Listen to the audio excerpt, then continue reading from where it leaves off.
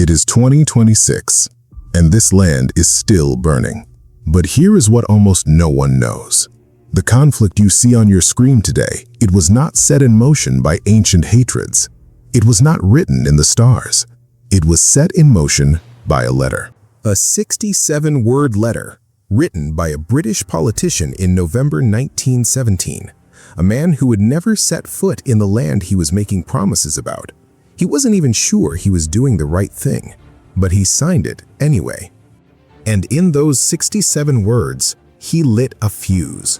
One that would burn through 2 world wars, 6 major conflicts, a Holocaust, and a catastrophe that has never been officially acknowledged. But here's what nobody tells you about that letter. The man's own son, his own son, spent the rest of his life apologizing for it. We'll get there. This is the entire history of Israel. 4,000 years, one impossible piece of land. And a story that by the end will force you to rethink everything you thought you knew. Let's go back, way back, before the letter, before the wars, before any of this. More than 3,000 years ago, at the crossroads of 3 continents, a strip of coastline connecting Africa to Asia to Europe, a collection of nomadic tribes settled and began building something. They were unlike every civilization around them. The Egyptians carved kings into mountain faces. The Babylonians built ziggurats to their gods. But these tribes did something different. They wrote, they told stories. And those stories, what we now call the Hebrew Bible, would go on to shape the moral architecture of Western civilization in a way no obelisk ever could. They called themselves Israel, their land, Canaan. The very first time the word Israel appears in any historical record outside their own texts, it is on an Egyptian stone tablet from around 1200 BCE. A victory stele, carved to boast that Israel had been wiped out. They were not wiped out. That detail matters more than you think. By around 1000 BCE, these tribes united under a king named Saul. He was a disaster. Then came David. David changed everything. He conquered a hilltop fortress held by a Canaanite tribe and made it his capital. He called it Jerusalem. That single decision, made 3,000 years ago on a rocky hilltop, is still causing wars today. Under David's son Solomon, the kingdom peaked. The first temple, built in Jerusalem, became the spiritual center of Jewish identity. But history teaches us this again and again. Empires built fast, collapse fast. Solomon died. His son raised taxes instead of lowering them. 10 of 12 tribes broke away. The United Kingdom fractured. And once divided, they were prey. In 722 BCE, the Assyrians swept through and destroyed the northern kingdom. 10 tribes scattered, assimilated, swallowed by history. Then, in 586 BCE, the Babylonians came for Jerusalem. They destroyed the temple. They carried the Jews into exile. And this rupture, this moment of total loss, planted a seed that would define the Jewish people for the next 2,500 years. The idea that they belong somewhere, that they have a home, and that they have been taken from it. Next year in Jerusalem, whispered every year at Passover, for nearly 2,000 years. The Persian king Cyrus the Great eventually freed them. They rebuilt. Then Alexander the Great marched through. Greek culture flooded in, seductive, threatening. Then a Seleucid king named Antiochus IV tried to erase the Jewish religion entirely. He banned the Torah. He sacrificed a pig on the altar of the temple. That idea. The Maccabean revolt of 167 BCE drove the Seleucids out against all odds. Jewish people still celebrate this every year, Hanukkah. But freedom never lasts long in this part of the world. The Romans came, and the Romans came to stay. Under Roman rule, in a small village called Bethlehem, a child was born who would become the most influential figure in human history. His followers spread a message that became the dominant religion on earth. But the majority of the Jewish people did not follow him, and the tension between Rome and the Jewish population kept building. It erupted in 70 CE. Roman general Titus breached Jerusalem's walls, burned the city, destroyed the Second Temple. The Jewish rebels made their last stand at a fortress called Masada. When they knew they were defeated, according to the historian Josephus, they chose death over slavery. Rome's response to the next revolt in 132 CE was annihilation. Over 500,000 Jews were killed. More were sold into slavery. And in a move designed to erase Jewish identity from the map, Rome renamed the region. They took the name of an ancient enemy, the Philistines, and called it Palestina, Palestine. The word itself was an act of erasure. But here's what most history books skip. Jewish life did not end. Communities stayed. Others scattered across the known world, to Egypt, to Spain, to Persia, the diaspora. And everywhere they went, they carried something with them: a liturgy, a language, a law, and a longing. The 7th century brought a transformation. Arab conquests swept across the region with extraordinary speed. Palestine fell under Muslim rule in 638 CE. The Dome of the Rock, one of the most beautiful structures ever built, was erected on the very mount where Solomon's temple had once stood. Jerusalem was now holy to 3 faiths simultaneously. That is either a miracle or a time bomb, depending on the century you're living in. What followed was 1,000 years of empires trading the land back and forth. Crusaders, Saladin, Mongols, Mamluks. Then in 1517, the Ottoman Empire absorbed the region and held it for 400 years. Under the Ottomans, Palestine was quieter, religiously diverse, economically modest, home to Muslims, Christians, and a small Jewish community that had never left. And then came the 19th century. And the 19th century changed everything. In Europe, something was rotting. The promise of the Enlightenment that reason would end religious persecution was failing the Jewish people. Pogroms in Russia, restrictions in Poland, blood libel accusations across the continent. The word anti-Semitism was coined in 1879. The hatred it described was ancient. Then a Viennese journalist named Theodor Herzl attended the trial of Alfred Dreyfus, a Jewish French officer falsely convicted of treason. Outside the courthouse, French crowds were chanting, "Death to the Jews." And Herzl concluded something radical. The problem wasn't this government or that law. The problem was homelessness.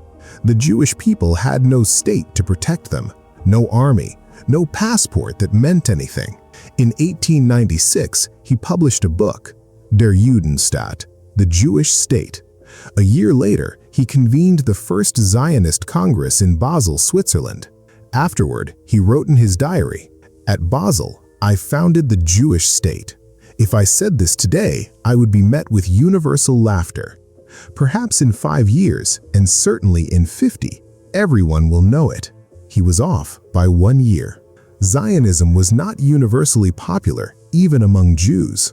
Many believed they should fight for equality where they lived. Many felt Palestine was a fantasy, or worse, that it belonged to other people. But the movement grew. Jewish immigrants began arriving in Palestine in waves. They bought land, built communes. They revived Hebrew, a dead liturgical language, as a living spoken tongue. And the Arab population of Palestine, which had been farming, trading, and building there for generations, began to feel something they couldn't quite name, something that felt like the ground shifting beneath their feet. Then came the First World War, and the British.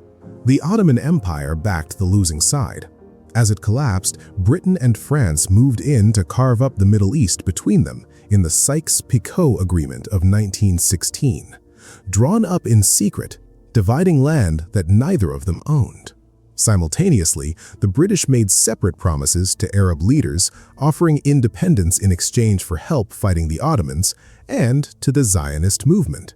On November 2, 1917, British Foreign Secretary Arthur Balfour wrote a letter to Lord Rothschild, a prominent Zionist leader.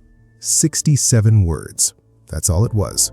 His Majesty's government viewed, and this is a direct quote, with favor the establishment in Palestine a national home for the Jewish people. When Balfour wrote those words, 90% of the people living in Palestine were not Jewish. He knew this. The letter even acknowledged it, adding that nothing shall be done which may prejudice the civil and religious rights of existing non-Jewish communities. A promise layered on top of a contradiction.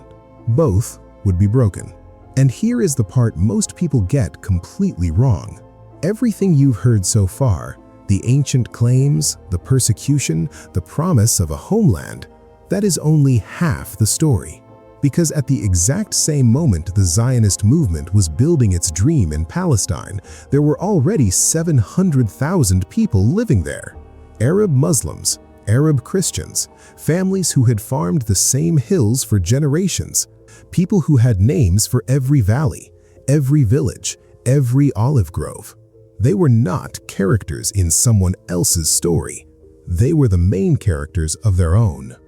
And what happened to them, beginning in 1947 and accelerating through 1948, is the other half of this history. The half that gets buried. The half that must be told if you want to actually understand why this conflict has never ended. Imagine a man named Ibrahim, a farmer in a village called Lifta, just outside Jerusalem. In 1947, his family had lived in that house for 4 generations. He had an orchard, he had a well, he had neighbors, Jewish and Arab he'd known his whole life. By February 1948, his village had been attacked twice by Jewish paramilitary forces. The well had been poisoned. Half the villagers had already fled. Ibrahim packed what his family could carry, believing, as hundreds of thousands believed, that they would return in a few weeks when the violence passed. He never returned. His village, Lifta, still stands today, empty. The only Arab village from 1948 left physically intact inside Israel's borders. A ghost town. A museum to a world that was erased. Now imagine a woman named Miriam, a survivor of Auschwitz, liberated in 1945. Her entire family, her parents, her 3 brothers, her husband, all dead. She tried to return to her town in Poland. Her neighbors had moved into her house. They told her to leave. She had nowhere to go. She boarded an illegal ship to Palestine with 1,000 other survivors. The British Royal Navy intercepted it and sent her to a detention camp in Cyprus.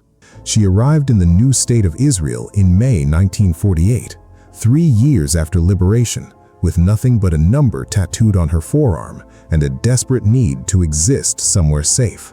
Both of these people were real. Both of their needs were real. And the tragedy of this conflict is that their needs, legitimate, urgent, human, were made to be in direct competition with each other. Not by them, by empires, by politicians, by men in London who never asked either of them what they wanted. Before we go further, if you've made it this far, you're not here for a simple answer. You already know this isn't a simple story. And honestly, that puts you in a very small group. Most people want a villain and a hero. You're watching because you want to actually understand. If that's you, do one thing right now. Drop a comment with the word Nakba or 1948, just so I know you're here, you're thinking, and you're not looking away from the hard parts. And if this video is opening something up for you, hit subscribe, because what comes next, the 1948 war, the occupation, the assassination that ended peace, it only gets more important from here. In 1947, an exhausted, bankrupt Britain handed the problem to the newly created United Nations. The UN proposed a partition plan, 56% of the land to a Jewish state, 44% to an Arab state, Jerusalem an international zone. The Jewish leadership accepted, The Arab states rejected it entirely. But here is where something critical is almost always misunderstood. The Zionist leadership accepted partition publicly. Privately, David Ben-Gurion and his military commanders knew that with British forces leaving and Arab armies unprepared, they would have an opportunity to take more. Before Britain even formally ended its mandate, the violence had begun. Jewish militias launched operations against Arab villages. The strategy, later documented by Israeli historians, was to clear the land. Car bombs in Arab neighborhoods, raids on villages, terror used deliberately to make people flee. On April 9, 1948, the village of Deir Yassin, a British government report documented what happened. Over 250 people killed in circumstances of extraordinary brutality. The news spread across Palestine like fire, and people ran. Tens of thousands of Palestinians packed what they could carry and fled, many believing they would return in weeks when the violence passed. They never did. On May 14, 1948, David Ben-Gurion stood beneath a portrait of Theodor Herzl, the man who had predicted this moment exactly 51 years earlier, and declared the establishment of the State of Israel. 31 years after Balfour's letter, 51 years after Herzl's diary entry, it was both the fulfillment of a dream and the beginning of a catastrophe, depending entirely on which side of the map you were standing on. The next day, the armies of 5 Arab states invaded: Egypt, Jordan, Syria, Iraq, Lebanon. And this is where the story most people know collapses into myth. The standard version says a tiny, outnumbered Jewish state fought off overwhelming Arab armies through sheer courage. There is some truth in that, but the Israeli forces were far better organized, far better equipped, and far better funded than the fractured Arab armies.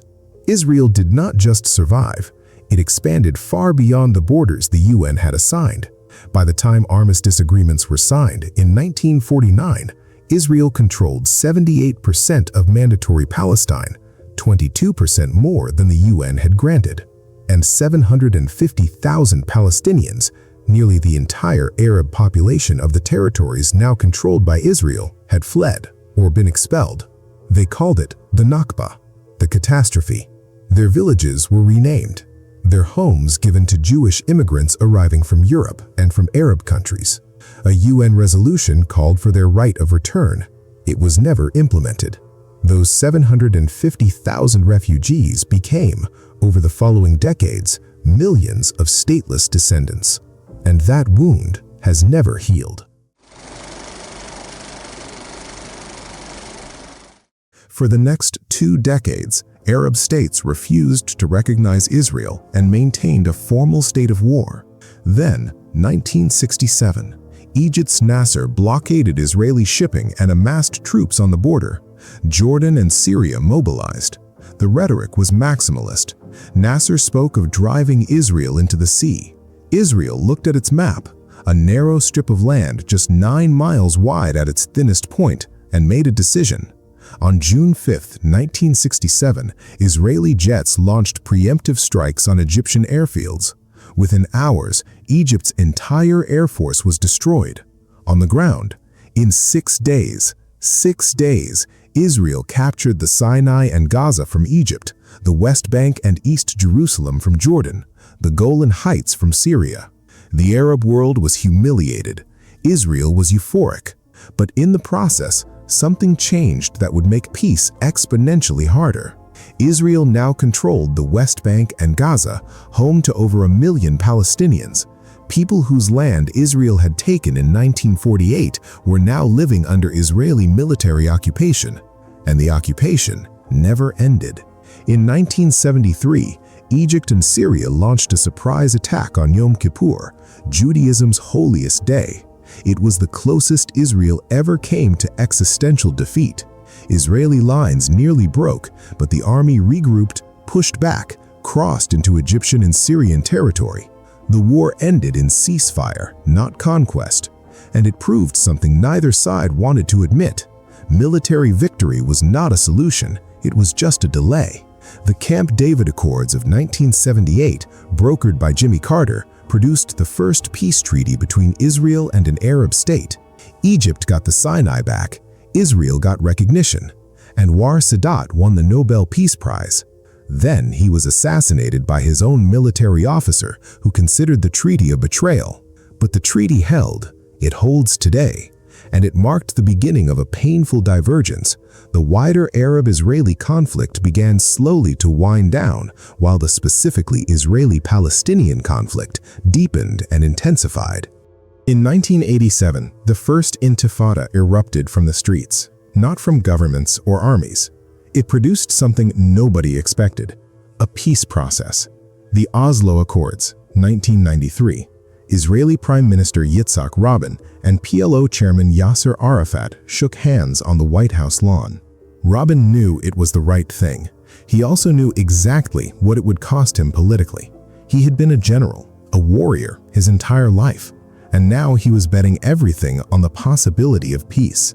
He told his staff afterward, "I don't know if this will work, but I know that doing nothing will definitely fail." 2 years later, on November 4, 1995, Rabin was shot at a peace rally in Tel Aviv by one of his own people, a far-right Israeli nationalist who believed compromise was betrayal, killed because he was willing to stop the war. Peace didn't die with Rabin, but something was severed, something that has never been reconnected.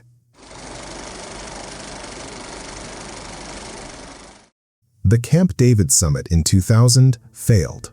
The second Intifada followed, far more violent than the first. Suicide bombings in restaurants, buses, discos. Tank incursions into Palestinian cities. By the time it wound down, roughly 1,000 Israelis and 3,200 Palestinians had been killed. The political will for compromise in Israel essentially collapsed. Israeli politics shifted sharply rightward and never shifted back. In 2005, Ariel Sharon, a man whose entire career had been defined by aggression and settlement, shocked everyone by unilaterally withdrawing Israeli soldiers and settlers from Gaza. He dismantled the settlements, handed control to the Palestinian Authority. It was supposed to be the beginning of something. It wasn't. Hamas won Palestinian elections in 2006. A Palestinian civil war followed. By 2007, Hamas controlled Gaza. Fatah controlled the West Bank. The Palestinian cause, already weakened, was now literally split in two. Israel and Egypt imposed a blockade on Gaza. Unemployment soared to 40%. 3 major military operations, 2008, 2012, 2014, each destroyed more infrastructure, killed more civilians, and resolved nothing. Hamas remained. The blockade remained. A new generation of children in Gaza grew up having never known anything except concrete and rockets and siege. Meanwhile, in the West Bank, the settlements kept growing. Today, there are over 700,000 Israeli settlers in the West Bank and East Jerusalem, living in communities that the entire international community, including Israel's closest allies, considers illegal under international law. Each new house built on a Palestinian hillside makes a viable Palestinian state marginally less possible. Each new road for settlers that Palestinians cannot use divides Palestinian territory a little further. The two-state solution, the framework that has governed international diplomacy for 3 decades, is being quietly strangled on the ground while diplomats continue to talk about it in conference rooms. Then, October 7th, 2023, Hamas launched the worst attack on Jewish civilians since the Holocaust. Over 1,200 people killed, women, children, elderly, with deliberate, systematic brutality. The world was horrified. Israel's military response was total. The campaign in Gaza that followed killed tens of thousands of Palestinians, displaced millions more, and destroyed vast areas of an already devastated territory. Once again, the world split, with people on both sides unable to see the suffering of the other, let alone acknowledge their own role in perpetuating it. And here we are, 2026, the fuse lit in 1917 is still burning. This conflict is almost universally described as ancient, as inevitable, as the product of tribal hatred going back thousands of years, the children of Abraham at war with each other forever. It's a deeply comforting story for people who want to do nothing about it. Because if it's ancient, it's natural. If it's inevitable, it's beyond our power to stop. But it is a false story. This conflict in its modern form is barely a century old. It did not begin with the Bible. It began with British imperialism and European nationalism, with decisions made by men in offices in London and Geneva who had never been to Palestine, about people they did not consider in full. Both peoples have legitimate claims. Both peoples have suffered real atrocities. The Jewish people's need for safety after centuries of persecution culminating in genocide was real and urgent and morally undeniable. The Palestinian people's right to their homes, their land, their national identity, those rights were real too, and they were crushed not because Palestinians were the enemy of Jewish survival, but because the architects of the modern Middle East treated the Arab population of Palestine as an obstacle rather than a people. The Zionist militias in 1947 who could have shared the land and instead expelled their neighbors. The Arab states in 1948 who could have accepted partition and instead invaded. The Israeli governments through the 70s, 80s, and 90s who could have frozen the settlements and instead expanded them. The Palestinian factions who could have unified around negotiations and instead fought each other. The international community that could have enforced its own resolutions and instead issued statements. Every one of those choices was made by human beings, which means every one of them could have been made differently. And every one of the choices that will be made tomorrow will also be made by human beings, which is either the most depressing thing you've ever heard or the most hopeful. Theodor Herzl wrote in 1897 that in 50 years there would be a Jewish state. He was right. Somewhere, right now, someone is writing something. Not a letter, maybe a law, a treaty, a document that 50 years from now, people will look back on and say, that was the moment. That was when it could have gone differently. The question is, whether it will. For 3,000 years, people have fought over this land and called it God's will. But the people who have actually suffered, the Jewish mother in Tel Aviv who cannot sleep because of sirens, the Palestinian father in Ramallah who watches his son grow up without a future, neither of them chose this. Neither of them designed it. Neither of them benefits from it continuing forever. They are living inside a story that began long before they were born, written by empires that no longer exist for reasons that no longer apply. The ending hasn't been written yet, and maybe, just maybe, that's the only hope there is. If this video made you think, even for a moment, consider subscribing, not because of the algorithm, but because the next video in this series will change how you see the entire region. Because you've just watched the history of Israel, but to truly understand what's happening in the Middle East today, you need to understand the other power in the room. The one that has never signed a peace treaty with anyone, the one that has been called both a revolutionary state and a terrorist empire, the one that is currently reshaping every single conflict we talked about today, from Gaza to Lebanon to Yemen, the entire history of Iran. It is the next chapter of everything you just watched, and it starts right now.